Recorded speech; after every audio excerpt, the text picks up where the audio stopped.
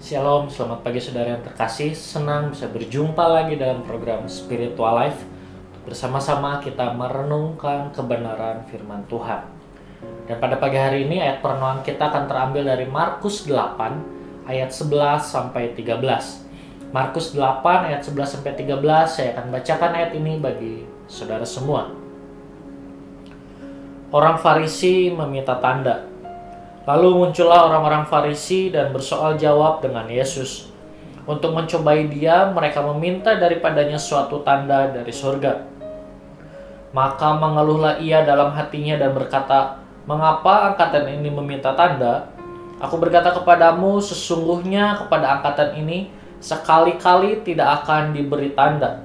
Ia meninggalkan mereka, ia naik pula ke perahu dan bertolak ke seberang. Saudara, mulai renungan hari ini kita melihat kelanjutan daripada perjalanan pelayanan Yesus. Setelah Yesus memberi makan 4.000 orang, Yesus dan murid-muridnya naik ke perahu dan pergi ke daerah Dalmanuta. Dan sesampainya di daerah tersebut, Yesus didatangi oleh orang-orang Farisi untuk bertanya jawab dengannya. Yang dilakukan oleh orang Farisi ini bukan untuk tujuan belajar sesuatu dari Tuhan Yesus, tetapi yang dilakukan oleh orang Farisi ini adalah untuk mencobai Yesus. Saudara, dalam ayat yang telah kita baca, kita melihat bahwa orang-orang Farisi meminta sebuah tanda dari surga kepada Yesus. Namun kita lihat, Yesus menolak permintaan orang-orang Farisi itu. Bahkan Yesus berkata dalam hatinya dan berduka atas orang-orang Farisi ini. Yesus berduka karena kekerasan hati orang-orang Farisi dan karena mereka tidak tersentuh dengan pengajaran dan mujizat yang sudah dilakukan oleh Yesus. Ketidakpercayaan orang-orang yang telah lama memiliki berita keselamatan menyebabkan duka cita yang sangat mendalam bagi Tuhan Yesus.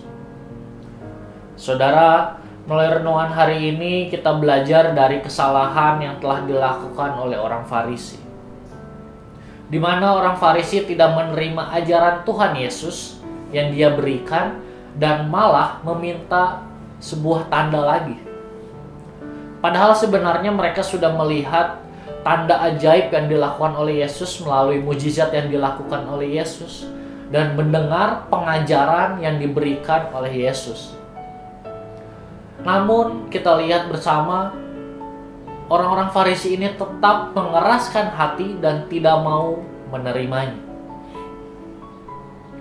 Saudara, apa yang terjadi pada orang Farisi terkadang juga terjadi kepada kehidupan orang percaya.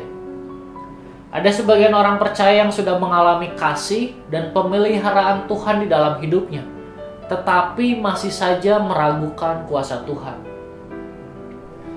Marilah kita selalu belajar untuk mempercayai Tuhan dalam kehidupan kita dan selalu bersyukur untuk kasih dan karya Tuhan dalam kehidupan kita dalam setiap hari. Saudara, marilah kita mengambil waktu sejenak untuk merenungkan kebenaran firman Tuhan hari ini.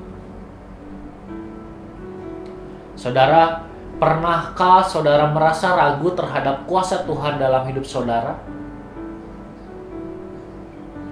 Jika iya, maka mari mengambil waktu sejenak untuk mendoakan hal tersebut.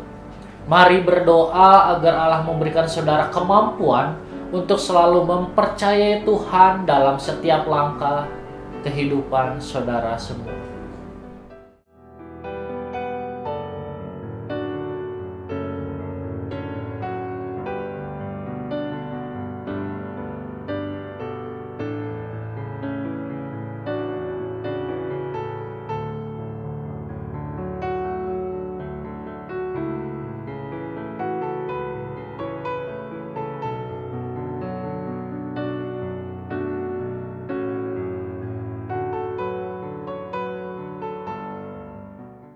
Mari kita berdoa. Tuhan, terima kasih buat firman Tuhan yang kembali datang pada setiap kami pada pagi hari ini. Terima kasih firman Tuhan telah berbicara secara pribadi kepada setiap kami. Mengajarkan kepada setiap kami untuk setiap kami tidak merasa ragu lagi akan kuasa Tuhan, tidak lagi mempertanyakan akan kuasa Tuhan, akan kedaulatan Tuhan dalam setiap kehidupan kami. Tuhan, ampuni kami kalau selama ini kami masih ragu akan kuasa-Mu, kami masih belum secara penuh percaya kepada kuasa-Mu Tuhan. Ampuni kami, dan kami meminta Tuhan mengubahkan kehidupan kami, sehingga mulai saat ini kehidupan kami benar-benar memiliki kepercayaan yang penuh kepada Engkau Tuhan.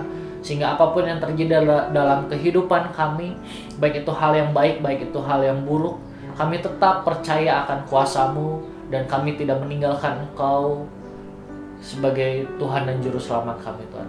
Tuhan, kami menyerahkan juga setiap aktivitas kami semua Tuhan ke dalam tangan-Mu, biar Tuhan yang membimbing kami dalam setiap tindakan, setiap perkataan, dan dalam setiap hal yang kami lakukan, sehingga semuanya itu kami lakukan